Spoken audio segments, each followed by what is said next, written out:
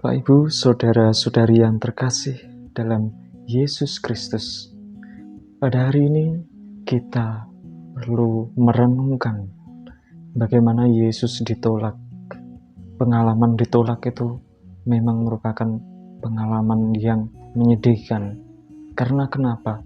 Karena ketika kita ditolak, berarti apa yang kita lakukan itu tidak disukai oleh orang lain.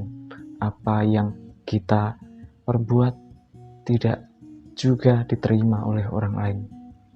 Penolakan ini berakibat sungguh menyedihkan. Namun pengalaman Yesus ketika ditolak itu bukan semata-mata karena apa yang dimiliki itu kekurangan, bukan kekurangannya, tetapi karena keiri hatian orang lain melihat Yesus.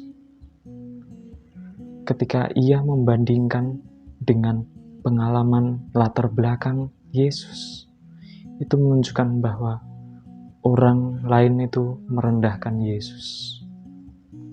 Begitu juga dalam pengalaman hidup kita, ketika kita melihat ada orang lain yang diremehkan, tentu mereka yang diremehkan itu merasa sedih dan juga tidak berbuat apa yang dilakukannya itu menjadi gembira. Justru ia menjadi sedih karena penilaian itu sendiri. Saudara-saudari yang terkasih, ketika Yesus ditolak, Yesus tidak hanya diam dan tidak berbuat apa-apa. Yesus tetap melakukan kebaikan, yaitu menyembuhkan orang-orang sakit. Namun tidak semua karena efek dari penolakan itu. Begitu juga dalam usaha kita, ketika kita berusaha dalam kehidupan sehari-hari berbuat baik kepada orang lain, tentu ada yang tidak suka dengan apa yang kita lakukan. Itu sudah pasti, karena pemikiran banyak orang itu berbeda-beda dan berlainan. Tentu tanggapannya pun masing-masing menurut apa yang mereka sukai, kehendaki, dan apa yang menurut mereka pikirkan. Namun sebagai orang beriman, kita jangan sampai berputus asa. Yesus menunjukkan sendiri, ketika ia ditolak, ia tidak melepaskan misinya, tetapi ia masih menyembuhkan orang lain. Begitu juga dengan kita, sebagai pengikut Kristus, kita perlu melakukan kebaikan walaupun ditolak.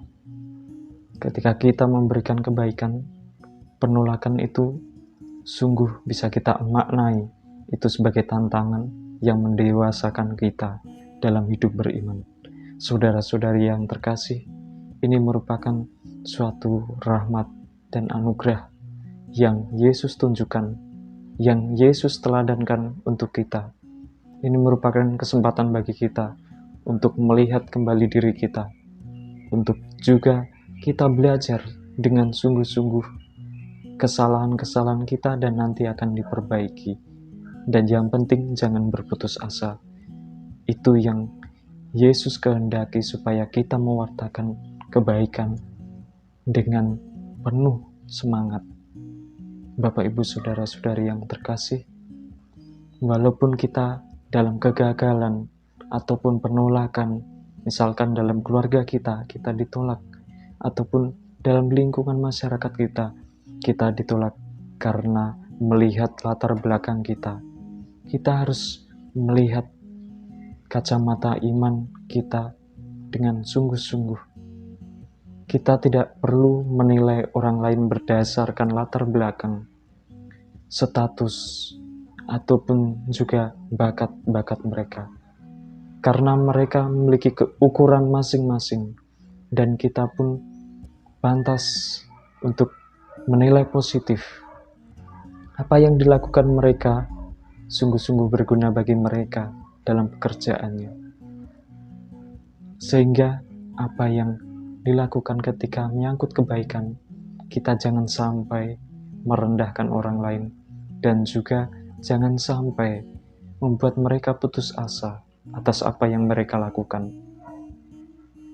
Saudara-saudari yang terkasih dalam Yesus Kristus, semoga renungan kali ini memberikan kita semangat untuk juga melayani dan tidak berputus asa dalam pelayanan itu. Semoga Tuhan memberkati. Amin.